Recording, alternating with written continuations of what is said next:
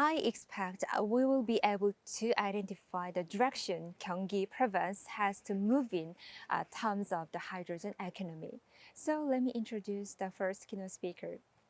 Now we have Mr. Choi Hee-bong, President and CEO of Korea Gas Corporation. He will deliver his speech with a theme of the future of the Korean hydrogen economy. Please welcome him.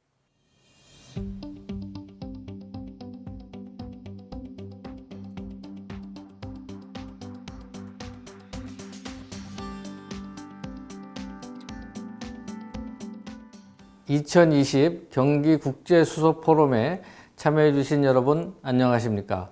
한국가스공사 사장 최희봉입니다. 먼저 귀중한 참여 기회를 주신 이재명 지사님께 감사드립니다. 오늘 저는 에너지 패러다임 전환을 준비하는 이 중요한 시기에 다가오는 미래를 맞이해 우리가 어떠한 노력을 하고 있는지 말씀드리고자 합니다. 온실가스 감축은 인류 생존의 문제입니다. 파리협약에서는 2050년까지 2010년 대비 2도씨 이하로 지구 온도 상승이 억제되도록 온실가스 감축 목표를 제시하였으며 우리나라도 2030년까지 온실가스를 37% 감축하기로 국제사회에 약속하였습니다. 온실가스 감축과 관련하여 최근 가장 주목받는 에너지가 바로 수소입니다.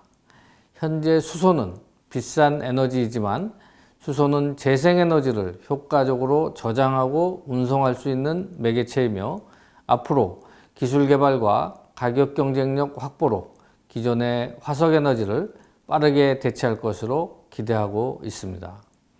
수소에너지는 더 이상 낯선 선택이 아닙니다. 독일과 일본 등 여러 국가에서 수소사회 전환을 위한 정책과 투자를 아끼지 않고 있으며 기업에서도 수소에너지의 성장 가능성에 주목하고 있습니다.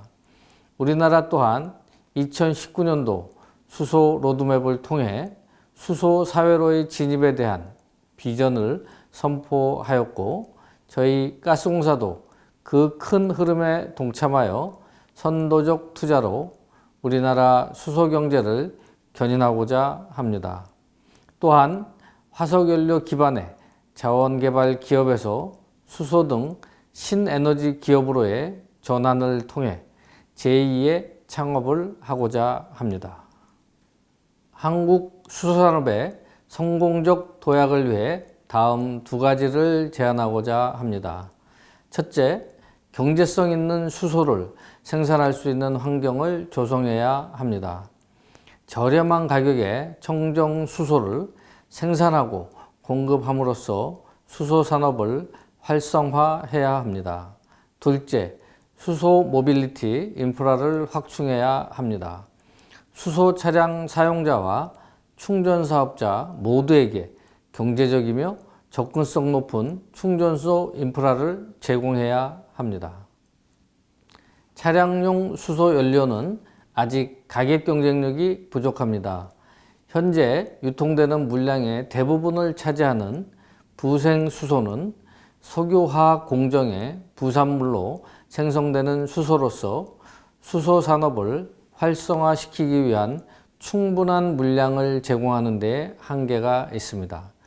때문에 천연가스를 원료로 한 수소 생산과 재생에너지를 활용한 수소 생산의 확대가 요구됩니다. 저희 한국가스공사는 초기 수소경제 이행의 핵심 공급원이 될 천연가스를 원료로 하는 추출 수소의 원활한 공급을 위해 전국 거점 도시에 중대규모의 생산기지를 구축하여 수소 생산 원가를 낮춰 나갈 계획입니다. 또한 원활한 수소의 유통과 소비자와의 접근성을 개선하기 위해 액화수소에 대한 활성화도 필요합니다. 액화수소는 운송비가 저렴하고 도심지에도 쉽게 설치가 가능합니다. 천연가스를 원료로 하는 추출 수소로 수소산업의 활성화를 모색함과 동시에 탄소 배출이 적은 그린 수소를 생산할 수 있는 인프라 구축도 추진해야 합니다. 재생에너지 잉여전력을 활용한 수전의 수소 생산을 확대하고 친환경 에너지 생산과 사용에 대한 사회적 기반이 조성되어야 합니다. 장기적으로는 수소 수요 증가에 대비하여 상대적으로 재생에너지가 풍부한 해외에서 값싼 친환경 수소를 생산하여 국내에 도입하는 방안 또한 준비해야 합니다. 현재 대량의 수소를 운송할 수 있는 가장 효율적인 방안을 도출하기 위해 정부 및 국내외 기업과 공동으로 친환경 수소 수입 방안을 모색하고 있습니다. 모든 혁신적인 도전은 기술 개발의 토대 없이는 성공할 수 없을 것입니다. 세계 수소산업을 선도하기 위해서는 수소 관련 핵심 기술을 확보하는 데 국가 차원의 역량 집중이 필요합니다. 저희 한국가스공사도 친환경 수소 생산을 위한 수전의 수소 연구, 대용량 액체 수소 저장, 대량의 수소를 저렴하게 운송하기 위한 수소 배관 연구 등에 박차를 가하고 있습니다.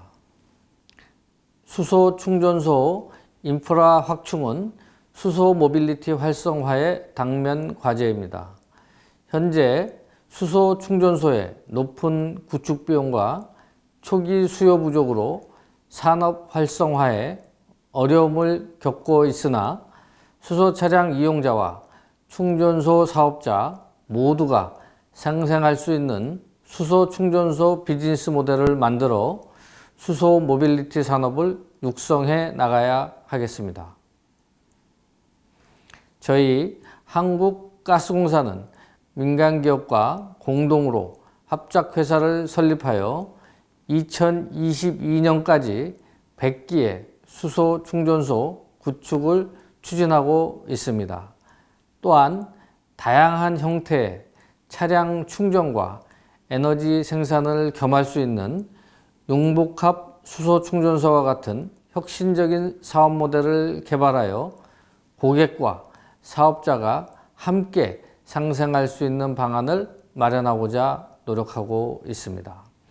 앞서 말씀드린 융복합 수소 충전소는 수소 차량의 충전과 더불어 LNG 차량, 전기 차량을 충전할 수 있으며 동시에 수소 연료 전지를 통해 전기를 생산하여 운영비를 절감할 수 있는 사업 모델입니다. 향후 수소 모빌리티 수요의 40% 이상이 경기도 등 수도권에 집중될 것으로 예상되며 이러한 수요에 적시 대응할 수 있도록 계획을 착실히 마련해야 할 것입니다. 수도권 내에 효과적으로 수소 충전소 인프라를 구축하기 위해서는 인구가 밀집된 도심지와의 접근성을 개선하고 급증하는 수요에 대비할 수 있어야 합니다. 이를 위해 상대적으로 적은 면적을 차지하고 안전도 면에서 우수한 액화수소 충전소 도입을 적극 고려해 보아야 합니다. 액화수소 충전소는 적은 면적으로 초기 구축을 위한 부지 비용을 절감할 수 있고 기체 수소에 비해 저장 효율이 높아 급증하는 수요에도 적절히 대응할 수 있는 장점이 있습니다. 다만 이러한 액화수소 충전소 보급을 위해서는 액화수소를 생산하는 설비 구축이 선행되어야 하는 과제가 남아 있습니다. 이를 위해 저희 한국가스공사는 경쟁력 있는 가격의 수소 및 액화수소 생산을 위해 기존 LNG 터미널과 LNG 냉열을 활용하는 방안을 모색 중에 있습니다. 공사는 이처럼 수소산업 인프라를 선도적으로 구축하기 위해 다각적인 노력을 기울이고 있으며 정부 및 지자체와의 협력을 아끼지 않을 것을 약속드리겠습니다. 한국가스공사는 천연가스 불모지에서 단기간에 세계 최고의 도시가스 보급률을 달성한 회사입니다. 한국가스공사는 지난 38년간 정북에 거쳐 LNG 생산기지와 배관망을 건설하였으며 저온의 가스를 다루는 기술과 해외 에너지 개발 경험을 축적하였습니다. 지금까지 천연가스 사업을 통해 축적한 노하우와 역량을 바탕으로 수소 생산부터 활용까지 전 밸류체인에서 수소 경제 활성화를 위해 노력하겠습니다.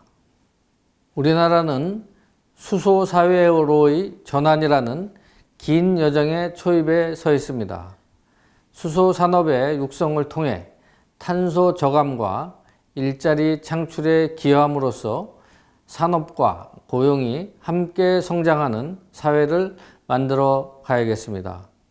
경기도에서 세계 수소 산업 시장을 선도하기 위해 많은 노력을 기울이고 계신 것으로 알고 있습니다. 이재명 경기도지사님과 관계자 여러분의 노고에 응원의 박수를 보내드립니다. 저희 한국가스공사도 수소산업 선도 공기업으로서 경기도와 긴밀히 협력하여 우리나라 수소산업의 새로운 지평을 여는 데 기여할 수 있도록 최선을 다하겠습니다. 감사합니다. Thank you very much for your wonderful speech. For the second keynote speech, we have Mr. Im Hae-jong, President and CEO of Korea Gas Safety Corporation. He will deliver his speech on the topic of realizing a safe hydrogen economy. Please welcome him.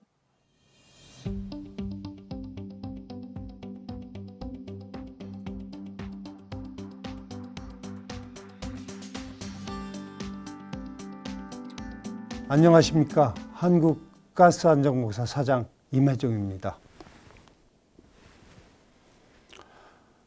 먼저 오늘 2020 경기국제수소포럼에 연사로 초청해 주신 경기도와 포럼 관계자 여러분들께 감사드립니다.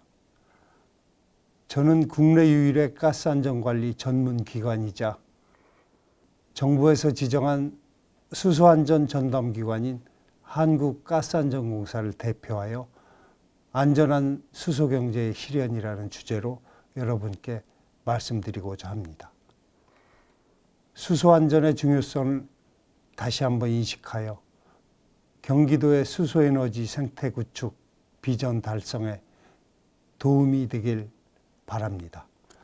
현재 세계 각국은 파리 기후협약의 이행과 온실가스 감축 등 환경 문제 해결을 위하여 화석 연료에서 저탄소 신재생 에너지로의 에너지 패러다임 전환을 꾀하고 있습니다. 이러한 점에서 수소는 친환경적이면서도 산업적 파급 효과가 대단히 큰 미래 핵심 성장 동력으로 각광받고 있습니다. 글로벌 컨설팅 회사인 맥킨지가 발표한 자료에서도 수소 산업은 연 2조 5천억 달러의 시장과 3천만 개의 신규 일자리를 창출할 수 있는 것으로 나타났습니다. 이에 우리 정부도 수소를 중요 에너지원으로 사용하도록 하는 수소경제 활성화 로드맵과 뉴딜 정책을 수립하여 수소경제를 선점하기 위한 노력을 가속화해 나가고 있습니다. 이처럼 수소에너지에 대한 전 세계적인 관심이 고조되고 있는 상황에서 개최된 오늘 국제수소포럼은 경기도의 수소경제 추진에 대한 의지를 대내적으로 널리 알리는 좋은 계기가 될 것이라고 생각합니다. 원자번호 1번인 수소는 기술적 난이도는 높지만 우주물질의 75%를 차지할 정도로 지역적 편중이 없는 보편적 에너지원이며 오염물질을 배출하지 않는 환경 친화적인 에너지원입니다. 수소는 가장 가볍고 눈에 보이지도 않을 뿐만 아니라 냄새도 또한 없습니다. 그래서 국민 여러분께서도 수소하면 일단 위험하다는 인식을 가지고 계신 것으로 알고 있습니다.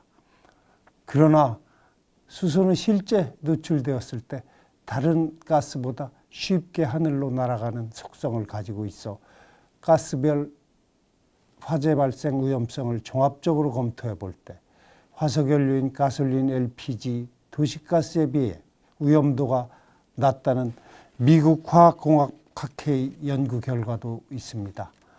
또한 수소는 석유화학, 정유, 반도체, 식품 등 다양한 산업 현장에서 오랜 기간 사용되어 왔으며 안전하게 관리되고 있습니다. 정부의 비전인 세계 최고 수준의 수소 경제 선도국가로 도약을 위해 가장 중요한 것이 안전성 확보입니다. 특히 2019년 5월에 발생한 강릉 테크노파크 수소 저장 탱크 폭발 사고에 대한 안전성 우려를 불식시킬 수 있는 대책 마련이 대단히 중요합니다. 이에 정부에서는 작년 12월 민관 전문가 의견 수렴, 수소 시설에 대한 실태 조사, 사고 분석 등을 통해 세계 최고 수준의 수소 안전관리 종합 대책을 수립하였으며 4대 분야 12개 중점 과제를 통해 안전과 산업이 균형 발전하는 수소 강국을 실현하고자 합니다. 그중 일부를 소개해드리면 우선 수소 충전소, 수소연료 전지시설, 수소 생산기지를 3대 핵심 시설로 지정하여 위험성 평가, 정밀안전진단, 이중 모니터링 시스템 구축 등의 중점 안전관리를 추진하고 있습니다. 또한 안전인력 양성 5개년 계획과 안전관리 10대 기술 조기 개발 등을 통해 지속가능한 안전생태계를 조성하기 위해 노력하고 있습니다. 한편 수소안전관리 사각지대를 없애고자 지난 2월에는 수소 경제 육성 및 수소 안전에 관한 법률이 제정되었습니다. 이 수소법은 우리나라가 세계 최초로 제정한 것으로 수소산업 기반 조성을 위한 선제적인 조치로 평가받고 있습니다. 현재 동법 시행규칙의 하위법령 제정을 진행하고 있으며 저압 수소시설과 수소용품의 검사를 위한 상세 기준을 속도감 있게 준비하고 있습니다. 또한 금년 7월 수수법에 근거하여 우리 가스안전공사는 정부로부터 수소안전 전담기관으로 지정되었습니다. 수소안전 전담기관의 역할은 수소시설 및 수소용품에 대한 안전기준 조사, 연구 및 기술개발, 안전에 관한 교육 및 홍보, 사고 예방에 관한 기술개발 및 지원, 국제협력 등이 있습니다. 저희 공사는 가스안전 분야의 46년 경험과 노하우, 전문성을 바탕으로 국민으로부터 수소 안전성에 대한 신뢰를 확보하고 기업에는 안전관리 역량 및 자율적 안전문화를 정착할 수 있도록 수소 안전관리에 최선을 다하겠습니다. 수소 경제가 활성화되면 수소의 사용량과 수소 시설이 증가하게 될 것입니다. 수소가 안전하고 사용이 편리한 연료로 우리 국민들에게 다가갈 수 있도록 수소 생산 단계에서부터 사용 단계까지 전 주기 안전관리 체계를 구축하고 정부와 민간이 다 같이 합동하여 안전관리를 실행해 나가도록 하겠습니다. 저희 한국가스안전공사는 확고한 안전관리 원칙을 기반으로 안전과 관련된 것이면 아주 사소한 것도 소홀히 하지 않고 촘촘한 그물망과 같은 안전관리를 실현하고자 합니다. 이를 통해 세계에서 가장 안전한 수소 인프라를 구축하여 수소 경제에 있어서의 국제적 경쟁 우위를 공고히 다지고 국민의 안전 확보에도 최선의 노력을 다하겠습니다. 끝으로 오늘 수소 안전에 대하여 발언할 수 있는 기회를 주신 경기도와 경기 국제수소 포럼 관계자 여러분께 다시 한번 감사 말씀 올립니다. Thank you so much for your speech. Now we have prepared several keynote speeches from abroad. So firstly, we have Dr. John William Sheffield, President of the International Association for Hydrogen Energy and professor at Purdue University. He will deliver his speech with a theme of global trends of the hydrogen economy. Please welcome him.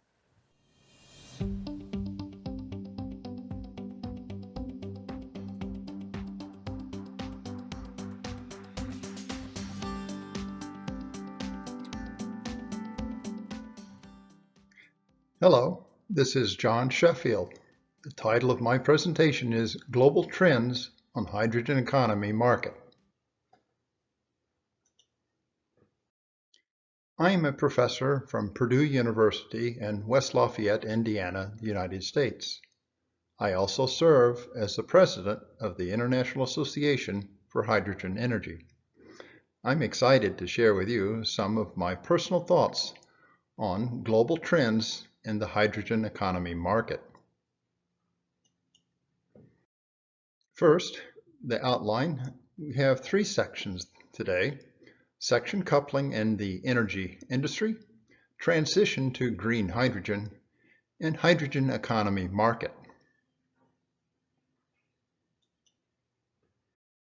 The new term is sector coupling.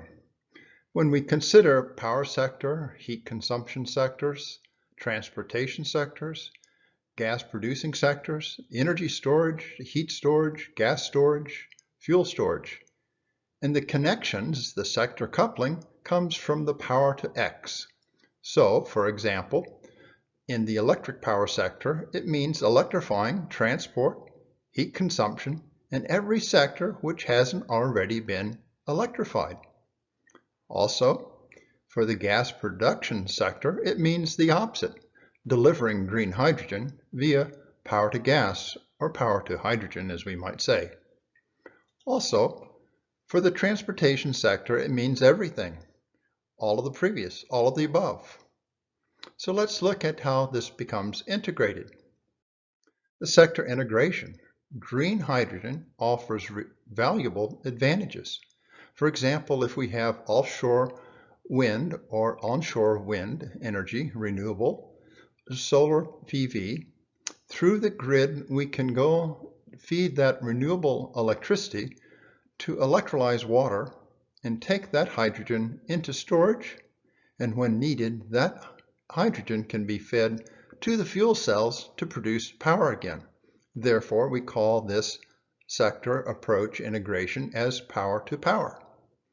Alternative, we could take the renewable electricity, that power, to electrolyze water to generate hydrogen and use that as injection into natural gas distribution system. Or an alternative is to take that green hydrogen and produce through a methanation process a synthetic natural gas. So we have this segue of a power to gas pathway. Another pathway is to take the renewable energy from the grid and power industry, electrolysis, producing the hydrogen, and using that in industry or in other applications, power to industry. Another pathway is power to fuel, taking the renewable electricity, electrolyzing water, and taking that to use in industry that has the fuel, the fossil fuel equivalent. Another pathway is power to mobility, electrolyzing water from renewable electricity and using that fuel, that hydrogen, to fuel fuel cell vehicles such as cars, buses, trains, boats, and ships.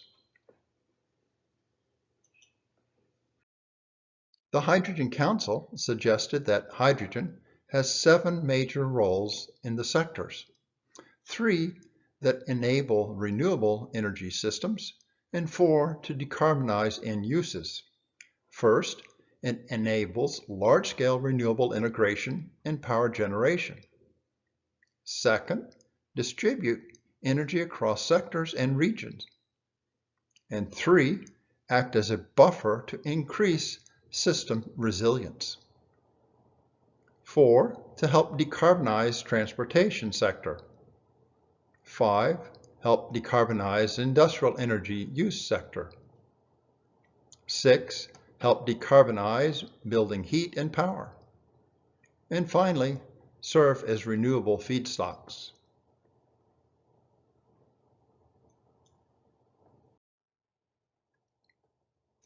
The annual demand for hydrogen could increase by a factor of 10 by the year 2050, from approximately 8 ecajoules in 2015 to 78 ecajoules in 2050, with the largest growth occurring in the transportation sector.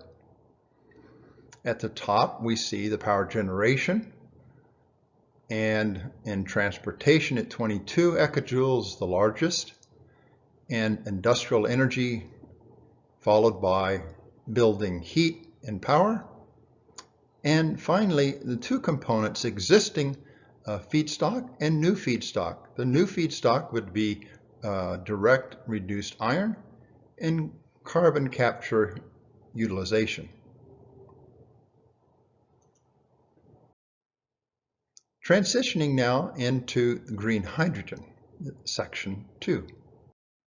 The transition to green hydrogen is important for us. We see in this chart multiple pathways for the production of hydrogen ranging from green, gray, blue, brown, and the last one from the local electric power grid. Let's turn our attention to the green pathway, produce green hydrogen. If the electricity comes from renewable energies, the hydrogen is known as green hydrogen. That is to say, renewable electricity electrolyzes water to produce that hydrogen, the green hydrogen. Next, we can look at hydrogen that's produced using various other methods, such as brown and gray hydrogen result in large emissions of carbon dioxide. So we see the natural gas steam methane reforming to produce gray hydrogen. We also see coal using coal gasification to produce brown hydrogen. However, if we take natural gas steam methane reforming process and go through the carbon capture and storage, we get blue hydrogen. Similarly, if we take coal going through the coal gasification, using the carbon capture and storage technology, we have another pathway to produce blue hydrogen.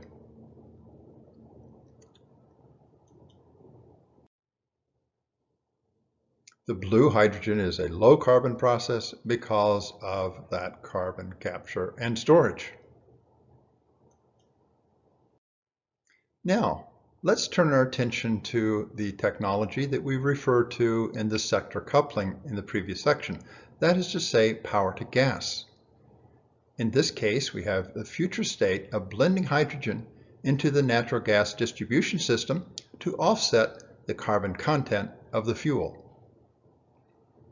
The green hydrogen as an energy storage to ensure a constant and reliable source or supply of electricity. The surplus electricity from the renewable wind power plants and the renewable solar power plants must be stored for later use. So in the schematic we see from the grid, in which case we may have renewable electricity from that microgrid, providing the electricity for electrolysis of water. The emission from that process is oxygen. The hydrogen is then compressed and stored, and then when needed it can use the natural gas distribution system to provide the end use. Let's turn our attention in this green hydrogen to Europe's Hydrogen Roadmap 2050. The European Union Hydrogen Strategy in May 2020, the European Union announced funding up to 30 billion euros to produce 1 million metric tons of green hydrogen per year. as part of the Economic Recovery Plan to continue its Green Deal and to confirm that the European Union sees hydrogen as a key enabler in the goal to become carbon neutral by the year 2050. If we look at the first phase in the year 2020 through 2024, it includes the installation of 6 gigawatts of renewable hydrogen electrolyzers. Also in that phase 1 is the production of clean hydrogen, and in addition, the policy work and euro denomination benchmarks by 2021. The second and perhaps the most important phase is 2025 through 2030, with a higher of 40 gigawatt capacity of electrolyzers, higher production of clean hydrogen, hydrogen storage for seasonal flexibility, and retrofitting of existing fossil fuel-based hydrogen production methods with carbon capture and storage. Phase 3, in the years 2031 through 2050, we increase the renewable electricity production, use of hydrogen and its derivatives across a wider transportation sectors, and the creation of biogas from hydrogen paired with carbon capture storage to generate negative emissions. This is the Europe's Hydrogen Roadmap 2050, 3 phases. Now let's turn our attention to the hydrogen economy market.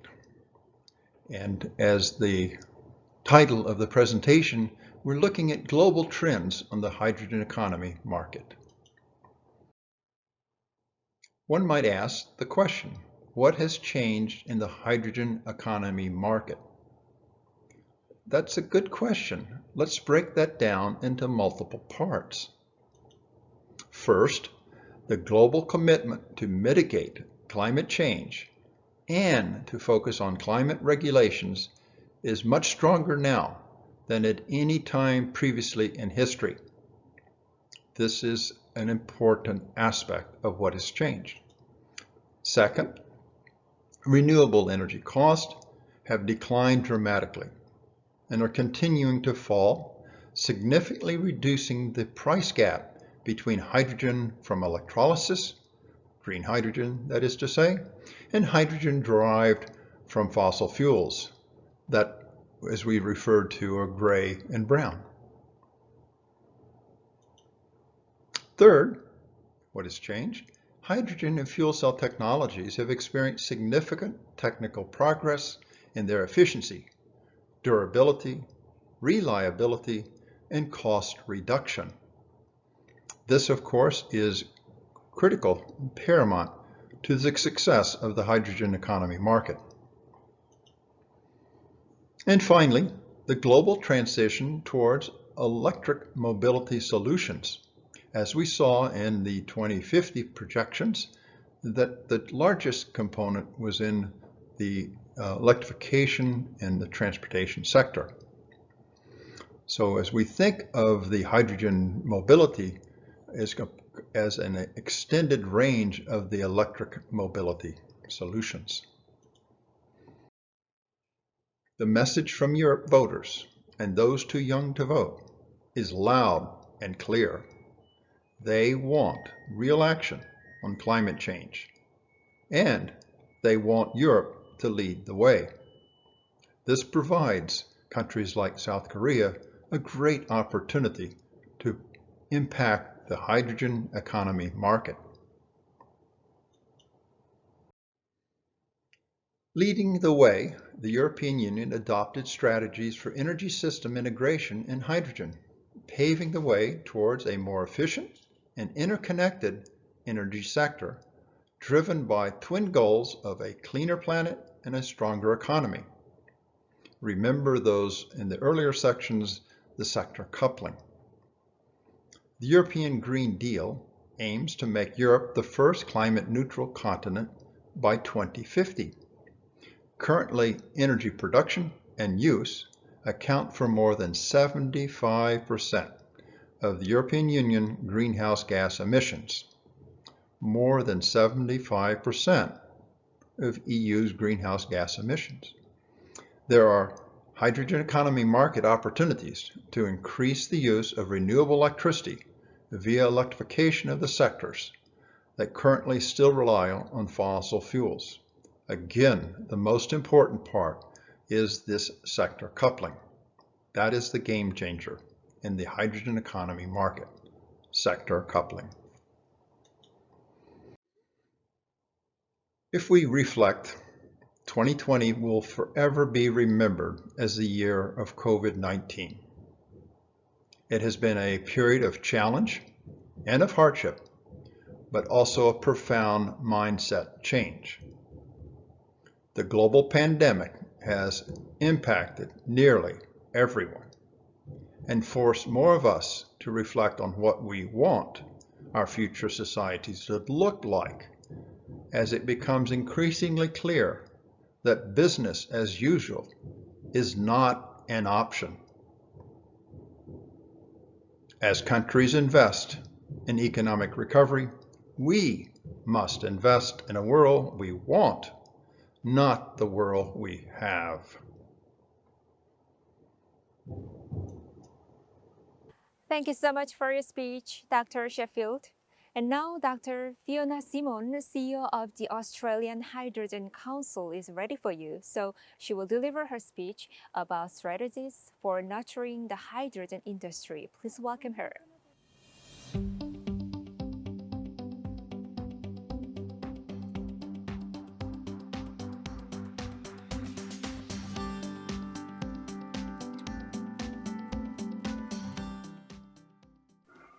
Hello, I'm Fiona Simon, the CEO of the Australian Hydrogen Council. It's my pleasure to be speaking with you today. The Australian Hydrogen Council, or AHC, is the peak body for the emerging hydrogen industry in Australia. We connect industry participants with one another and with the industry's stakeholders so we can work together to build a clean and resilient energy future with hydrogen as a key part of the energy mix. We started as Hydrogen Mobility Australia, which was formed in 2017. In October last year, we changed our name to the Australian Hydrogen Council to reflect the diversity of our growing membership and the broad hydrogen agenda. We have 54 members at the moment, and I'm pleased to say we are ever growing. We even had 5 members join just in this last week. As you can see, our members are companies, and they're spread across energy, transport, technology, consulting, finance, investment, and the chemicals industries. And this reflects the true versatility of hydrogen. Our members have come together because we share a view that the hydrogen industry shows particular promise for Australia. We have the land mass, solar penetration to create green hydrogen and clean hydrogen at scale. We have experience, particularly in oil and gas export and in renewable energy. The Australian investment in renewables was in the top 10 globally last year. We also have the intellectual resources, and we're seeing that with a comprehensive hydrogen research program developing across the country. Australia also has strong economic growth and provides a safe and low-risk environment to invest and do business. So the Australian Hydrogen Council's activities are spread over 3 main overlapping areas. First, we work in the policy space and on all of the key matters relating to our emerging hydrogen industry. You'll see here the 3 licenses to operate, which we use as a basic policy framework. Second, we work with the different industry parties, with governments, regulators and academics, and we also work with other industry associations, both in Australia and overseas. We have, for example, a memorandum of understanding with H2 Korea. Third, we share what we do and think with everyone we work with, and we provide events and means of connecting with one another in the hydrogen ecosystem. Returning to the title of this presentation, each of these 3 areas is a strategy to foster the hydrogen industry. Policy and regulation create the foundations. Working with others, that is the relationships, allow us to connect and find ways to collaborate. And the events and public advocacy, like this event, provide an important means of developing these relationships and to share thinking. So I'll spend the rest of my presentation today really on the policy and the regulatory side and the important things we need to address within that category. However, the idea of collaborating and sharing is always relevant. And I keep saying to people, many of us are saying, that what we have is a jigsaw. We need to find a way to put all of those pieces together and maybe even join different jigsaws, such as between Australia and South Korea. And it's all possible, but it also involves sustained effort to share information. It's quite a large coordination effort across geographic, system and sector boundaries. So the Australian Hydrogen Council, we have a role to play in bringing parties together, help making the connections, helping lay the foundations so the industry can start building and get to scale. So we help put the jigsaw together along with everyone else. So returning now to policy and regulation and the key elements of these, we look at this as being the 3 licenses to operate. So these 3 licenses to operate are about the foundations of the industry. They all need to be present for a sustainable hydrogen industry. They also support and interact with one another. As you can see, the licenses to operate are the economic license, where the industry needs to get to scale.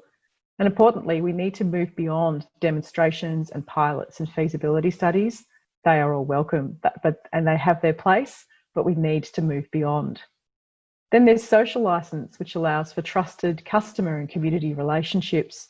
It's particularly vital for regional projects.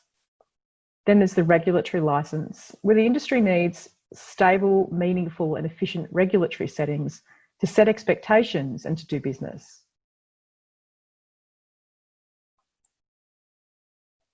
So the overall policy picture for hydrogen in Australia starts with the Australian National Hydrogen Strategy, or the NHS, which was released in November last year. This was agreed to by our federal government and each of our 8 state and territory governments. The NHS sets out 57 government agreements about what needs to occur to develop the industry. They're themed around 7 areas, and this includes national coordination, developing production capacity and local demand, responsive regulation, international engagement, innovation, skills and community confidence. The agreements also consider hydrogen across all of its major applications, so export markets, transport, industrial use, gas networks and electricity systems. The government has set up a team to implement the priority actions, and the team works with the jurisdictional governments as well. The current priorities for implementation are, number 1, hydrogen certification. So that's where the customer of a hydrogen producer should know how the hydrogen was made and its carbon emissions. And you might know that term as a guarantee of origin as well. Then there's gas blending. So that's hydrogen blending into the natural gas networks. Our southern states in particular have quite a strong reliance on gas for heating and cooking. So if we're able to decarbonise, then by putting clean and green hydrogen to substitute for methane, then that's a great thing to do. So but there are regulatory and technical issues with how we're able to achieve that and by when. And obviously there's also relationships with overseas trading partners, and that very much includes South Korea. We've also seen funding developments with our renewable energy agency, ARENA, currently working with a shortlisted group of project proponents to use $70 million Australia worth of funding. There's also concessional finance available from government entity called the Clean Energy Finance Corporation. And this group has $300 million to spend in concessional finance for hydrogen. And thankfully, the Australian government also very recently announced $1.9 billion Australian as an investment package to show, and that shows significant support for hydrogen. It is including a guaranteed baseline funding for ARENA, that renewable energy agency that provides funding, of $1.43 billion over 10 years. Now, this is not specifically for hydrogen, but hydrogen is very much a clear priority. So we, the Australian Hydrogen Council and our members, we're working with governments to get the NHS implemented, and we're also working on how to connect it with other government ambitions in hydrogen. So last month, the Australian government also released its first low emissions technology statement. And this addresses the range of technologies to reduce emissions, including hydrogen. I've reflected the key highlights in this slide that comes straight from the report. An important outcome of this work for our industry for hydrogen is a target of H2 under 2. And that means the production of a kilo of clean hydrogen for less than $2 Australian. So currently the cost of hydrogen is multiples of that, so we have a way to go. However, we think we can get there. Further on policy, the Australian states and territories have also been developing their own approaches to hydrogen, with all having released or currently working on strategies or plans that demonstrate their particular priorities. So this slide shows several of these publications. If you go to our website, there are links to them all. We are also expecting to see a New South Wales hydrogen strategy out early in 2021 and a Victorian industry development plan around the same time. The states and territories also provide funding. They provide funding amounts to encourage and support hydrogen projects in their regions. We're also seeing governments pursuing the idea of hydrogen hubs, which we're defining in Australia as really the physical co-location of hydrogen production and use, and ideally near major ports for export. And the states of Western Australia, Queensland, South Australia and Tasmania have announced a particular keenness to house export hubs, and there's been work to test the market and develop export plans. It's not limited to just those jurisdictions though. Victoria, I think New South Wales and the Northern Territory are likely to get in on that as well.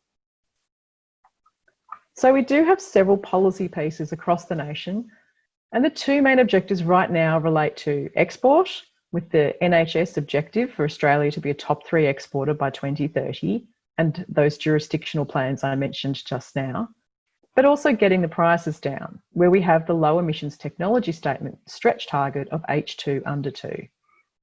So the way we at AHC look at that is how can we put these pieces together and then map how we get there? So we're working on that right now. We're developing a view using hydrogen volumes that consulting firm Deloitte prepared for the National Hydrogen Strategy. The Deloitte figures are not forecasts, they are scenarios, and I've shown the two most positive ones in this graph.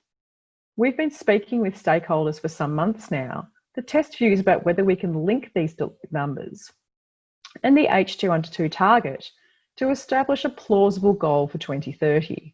And at this stage, there's been a basic agreement, this basic consensus that the Deloitte figures could be compatible with H2 under 2 by 2030, and therefore Australia being a top 3 exporter. I do note the most optimistic scenario that Deloitte has put forward sees Australian production of 1.8 megatons of hydrogen by 2030, which is a significant volume. And we're currently developing views about the scale of the projects required to get there and the policy that's required to encourage and support those production objectives. Of course, when we're looking at supply and demand, at the other end of policy is the demand side. How do we drive demand? In the longer term, we can see hydrogen exported, we can see it being blended into the natural gas networks to substitute for methane, and there are important steps with hydrogen use in industrial applications and remote area power systems. We looked at the domestic outlook and considered where the early adopters could be, and found that it's very much about replacing diesel. And transportation then is key. And for us, it's about heavy road trucking, it's buses, the back to base segment, typically operated by public agencies, and so we can try to get policy-driven procurement, and light commercial vehicles, which again covers vehicle fleets and back to base fleets and can help us with the policy side, with procurement. Now, this view is not new. It's entirely consistent with the broader view that's been in Australia for a while. This slide is a famous slide in Australia. It is repeatedly shown at conferences. It is from our 2018 Hydrogen Roadmap, which was developed by Australia's scientific agency, the CSIRO. So in terms of strategies to support the industry, and particularly uptake in transport, governments can provide the right signals by setting targets and reducing unnecessary barriers to uptake for vehicles. They can help create the demand that then draws through private investment in vehicles and infrastructure. And of course, this is not new to you. South Korea has set targets and has also prioritised transport applications. We don't have those policies in Australia yet, though. Of course, the notion of standards and targets then links to regulation. So I'll move to the regulatory licence. This slide provides an overview of the complexity of regulation in hydrogen, or at least the potential complexity when you account for the versatility of hydrogen and its range of applications. For effective and meaningful hydrogen industry regulation, we need to identify, to possibly update, and to certainly connect different regulations to help regulators and industry prepare for hydrogen to be produced and used. So the Australian Hydrogen Council has just started a regulator mapping exercise. So not the regulations, not the rules themselves, but the categories of regulation and the regulators. And I'm hoping we can start to reduce some of the complexity with this regulatory outreach and connecting those relevant entities. And we're certainly keen to share information in our work with South Korea on common areas and issues. There's also a need to develop engagement approaches for communications and for information for a range of different purposes. And this goes to support the social licence. It's vital that any country moving to a hydrogen economy is able to bring consumers and communities along. The AHC, Australian Hydrogen Council, we're developing an industry undertaking at the moment to guide the development of our hydrogen industry. And it's just really the idea is to specify those principles for how we safeguard the community, how we communicate issues, and how we engage with regulators. We've got a working group of members and representatives from governments and from academia.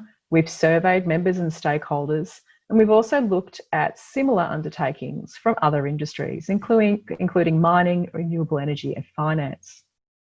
We have had draft principles out for consultation with members and industry stakeholders, and we're also developing a guidance document for industry about the principles. And separately, we're planning a broader suite of fact sheets and communications materials that cover the sorts of issues that are raised in this slide. The good news is there's much we can learn from, there's much we can adopt. We don't need to start from scratch. We can look at other industries and other countries. And so the hydrogen ecosystem is not lacking in people with the experience and the appetite to do things. We're just looking at connecting those different parts. So to wrap up, we are at a defining point in history. As the world moves to decarbonise, we have a chance to boost our resilience to economic and environmental shocks using clean and green hydrogen in the energy mix. It'll take time though, and it will require coordination, and collaboration is everything.